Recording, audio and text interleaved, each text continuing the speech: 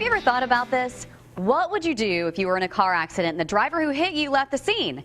Well, of course, we all hope that doesn't happen to any of us, but it's smart to be prepared just in case something like that does happen. Now, personal injury lawyer David Green from Green & Phillips is here with us this morning, and he's going to help us out with that. David, I would imagine that cases like this are a lot harder to handle than just your everyday accidents. Well, they are. And what happens is people are driving along, they get hit by someone, or somebody swerves in front of them, and they run off the road, they get hurt, and they think, oh gosh, what do I do? They hit a telephone pole. Well, I can't sue the telephone pole. The telephone pole didn't do anything wrong, but somebody caused that accident. But I don't know who they are.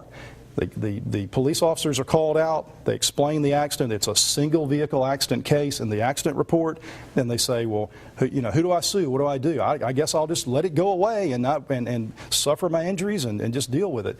An interesting part of your own insurance policy will pay for that, and that's called underinsured motorist coverage or uninsured motorist coverage will pay for that. So having the right amount of insurance coverage, it can really make you or break you in this situation. Well, it can, but interestingly enough, even a minimal policy in Alabama's limits are $25,000, $25,000 per occurrence, $50,000 aggregate total. That's the minimum policy anyone can buy. So most every person has got at least $25,000 coverage. And an interesting thing is, even if you have only liability coverage, you're very, very probably going to have UM or UIM if you've not waived it, and a lot of times people don't waive it. It may seem economical just to have that liability insurance, but really going a little one step further and buying that uninsured motorist could be a very good idea in the long run. Absolutely, and we did some research recently. It can be as low as $50 a year to have that policy. Very, very inexpensive, and if you don't have it and you get hit by someone and severely injured,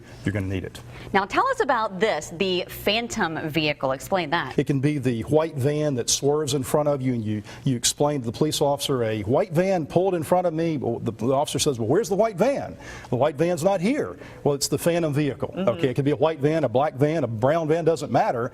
A vehicle that is not going to be stopping at the scene, or maybe that person didn't even know that they caused the accident. They swerved over on you, you ran into the pole, you hit something, you were injured.